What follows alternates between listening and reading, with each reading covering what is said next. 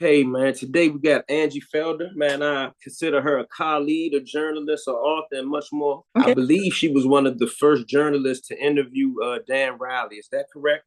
Yeah, I think so. I do believe so. I was. All right, I just wanted to get that out the way real quick. It popped in my head. In introductory form, can you tell me a little bit about yourself and how you got into writing and journalism? Yep. So well, gosh, I initially got into journalism in high school. I went to a school in Baltimore called Seton Keough. It's the subject of a documentary called The Keepers, um, and wrote for their inaugural edition of the newspaper. Then, as I moved on to college, I still continued to write, not for any college newspapers, but for there was like a little magazine at Northeastern I wrote for. And then when I graduated, I went over to California in 1999 and fell into arts and lifestyle journalism, where I interviewed celebrities and did business profiles for a while for publications that have now grown exponentially, like Rolling Out was the main one that I'd written for as just as I wasn't a staff writer, but I was just a guest writer. And from that point on, I never stopped writing or researching. So it's always just been a hobby of mine and something I really enjoy doing. Well, at that time, it's like 1999, 2000, 2001, I think. Um, Rolling Out was still new. It was like a little newspaper that you could find in like a post office, liquor store, stuff like that. And it was exciting because I got to meet a lot of my favorite celebrities. I got to go to these events. I got to go to Academy Awards as well, but not for Rolling Out, for another publication called Black Talent News. And it was fun. It gave me access to entertainment, but no, I couldn't live off of it. I had to still take a regular job. And but having access and having that proximity to people who I admired was fun, but also having the opportunity for Rolling Out to speak to Black business owners in that community over in LA was excellent. It's so, but there was no way I could survive off of what I was getting paid per story because I wasn't a staff writer. If you agree with me, I think that as a person that's, surviving in that writer space, that we have to do a number of different things that may include writing.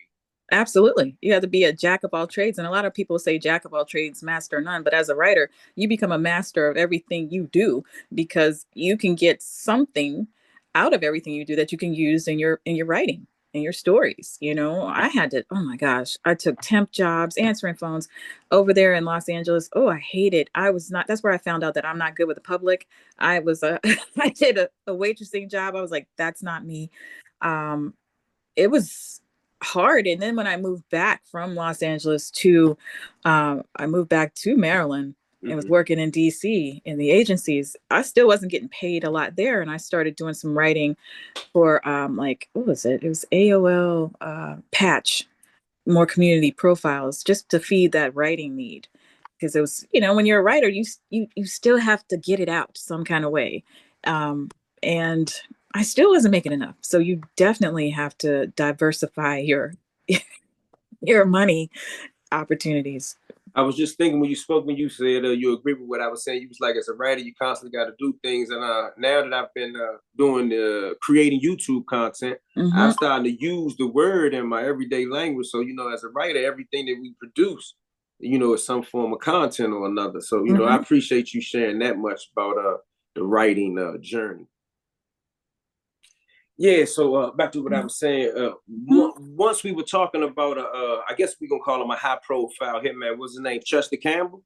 Yep, Chester Wheeler Campbell. Hmm. I wanted to ask you, being as though we got off into other type of, let's call them crime figures. How did you get into researching or journalistically investigating that guy, and what was the profile that you gathered from him? Because I had never heard of Okay, yeah. So there was a book out, and I was working on my master's degree, and I had a theory that that a hitman could be also a serial killer, and I was interested to find out, especially since I grew up in the hood in a drug infested neighborhood, that while every hitman is not a serial killer, there are some that can feed the urge that a serial killer has for killing. He was promoting the story of Chester Wheeler Campbell. I started digging through the old newspapers online to find out everything I could find out about him, and found that this man was a polarizing figure, but he was smooth. It's not like what you would see on any movie. Very smooth, very, very, I would call him, I'm not enamored by him, but I would call him like real smooth and fly about his craft. What era and time is this person from? 1970s. The Oh, he's a 70s 1970s. guy. Yes. And I love that era for not only the music, but the the crime stories that came out of the late 60s and 70s are incredible. Like, you get lost just in the newspaper articles about him. So he was out of Detroit, um, allegedly worked for the mob as a hired gun, real smooth with the hits, with the kills, and it took the police a while to track him down and find him. Eventually, they did, and he had a nickname. He was called Doctor Death. So I was like, oh my god, why don't we have stories about these criminal underground figures, because they're true? And from that point on, it led me to researching, of course, other individuals who I might categorize in that hitman serial killer um, role of their criminal careers. Led me to the Iceman. There was a movie about him, as well as another guy from Italian mob, Charles Carneglia, and eventually it led me to researching Wayne Perry. Before we leave Campbell, right? Mm-hmm. In your journalistic opinion, was he also a hitman that would fit the category or the profile of the serial killer? Initially, I thought so. Mm-hmm. But the more I tore into his background, the more I realized he was just a very, very, very smooth hitman. Um, I don't know that he enjoyed, or got a high out of the killings, which is a mainstay of someone who's a serial killer. It's an urge, it's a need. It's killing for them is And like you are eating for speaking us. from a clinical standpoint, right? Yep, from a research and a psychological standpoint, Okay. yes, for sure. And I do have my background in my master's in forensic psychology. So absolutely, this guy, while polarizing, he was doing a job, and he was doing a hell of a job. And it took them a while to capture him because he was so smooth. But I don't know that he was a serial killer. When you do your research in general, but specifically about Campbell, right? Yeah. Where did most of your research, what did it focus on, and where did it come from? So I go into the federal files. First I start newspapers.com. Yeah, me And, too. in order to comb through, and it's easy to do because if you get a library card, it's free as one of the databases. And once I comb through there, I look for keywords. For me, it's always serial killer, killing, murder, any of the charges. Right. Then I'll go over to Pacer, and I might buy it for a month, 2 months. The judiciary's website, where they house all of the what are they, the dockets, the indictments and stuff.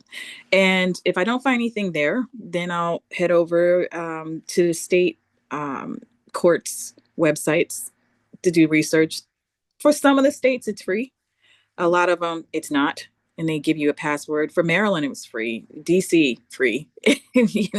But I think when I was looking in Louisiana, I think I had to, like, and that has nothing to do with Wheeler, but you might have to pay.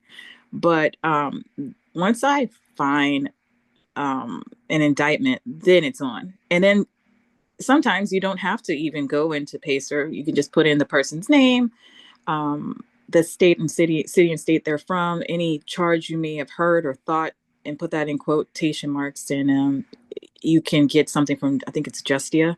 It gives you a little snapshot of the indictments or appeals, and you just do it all over again. I mean, I know you made it sound easy, but that's a lot of work. It is a lot of work, but I'm such a I've got a nose to sniff around. I'm nosy when it comes to that. So that kind of Right. stuff makes me, it's fun for me. I could do that with a glass of wine and that's fun. For somebody else, they're like, nah, that's not for me. But I think Right. that's the best way to get the story, because when a person who's had a criminal career is arrested, and I know I'm saying criminal career, and a lot of people are like, oh, they're, you know, a bad guy or they're criminal. No, that's what they chose to do with their lives. That's their career. No different than a person in law enforcement who chooses to be a police officer or federal agent. That's their career. They, once they're indicted, they are telling their side of the story, and it's captured in that paperwork. That's the closest thing I could get to a real interview, is whatever is listed in their indictment and any notes that are in there. I like going into Pacer because it's not just the indictment, it's everything, every appeal, every letter they wrote, any any I was notes. trying to explain. You just mentioned letters, Yeah. and I'm not going to drag you into some foolery, so I'm gonna skip it and make it general. I just had a situation where somebody was challenging the authenticity of some things that come from Pacer. You Oh, mentioned motions to letters. Can you yeah. tell me some other type of things that you see when you go into Pacer? Oh my gosh, as soon as you log in. So, okay, I was looking up some of the guys from DC, the various Mm-hmm. crews, okay? I'm not just going to name any one particular. And as soon as I got up in there, it's a grid. And it tells you, you know, their letters of intent. If anyone changed their name, they submitted a letter to the court. That's in there. You click on it, you download it, you see their handwritten, sometimes handwritten, most of the times typed up letter, and their handwritten signature. If that person did it from, you know, submitted it to the courts while they were incarcerated, anything their lawyers have submitted on their behalf, any appeals, every single thing related to whatever they were, I guess, charged with, indicted with. Forgive me if I'm speaking or saying it wrong. It's there. It's there. So when it comes to Pacer, that is the most legitimate source for, you know, I remember when I did some research on someone who's now deceased that we're not going to talk about. I had to go over to Suitland. I had to drive to the Suitland Archives building, which is right next to the census building. I had to go through two security checkpoints where they, you know, you go through the metal detector or whatever to get this person's case file. And it had, that was a copy I requested of everything I saw on Pacer. So you can do that. You know, of course, you download it, it's 10 cents a page, but it's authentic, 100% authentic. Mm-hmm. Before we go too deep into that, straight up to from me to you as a journalist, in your comparison or your analogy, did you put Wayne Perry into that category in your studies? I did. I felt that based on not only what I read, but once I decided to go and interview the agent that brought Mr. Perry to justice and getting the federal side of it, I'm like, okay, there's something here that's not just with Wayne Perry, that's so much more than just I'm killing for some money. There was some kind of enjoyment there. And I felt like nobody took the time out to take a look at this aspect here. You know, he had a whole city terrified.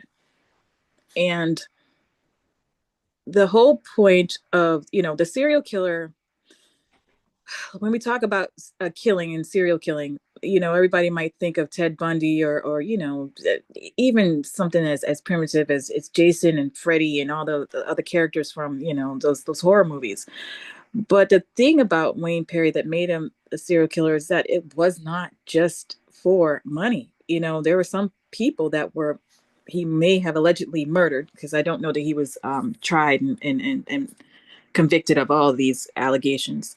But there were some people that were, he murdered, and it just seemed like, okay, you didn't get paid for that. You didn't get paid for it.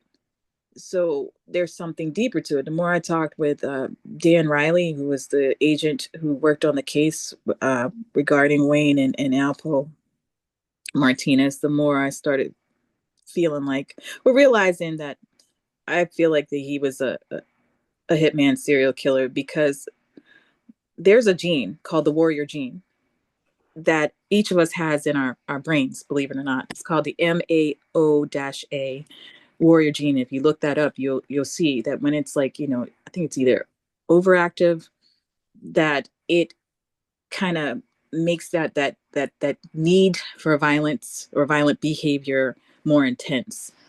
During his heyday, not now, but during his heyday, his criminal career on the streets of DC, yeah, he was a serial killer. But there, in order to convict him and bring him to justice, they weren't going to get enough time for convicting. First of all, a lot at that time in the 80s, the definition of serial killer did not include black men. It only was a white man who, was raised in a certain situation and may have been molested or abused at some point.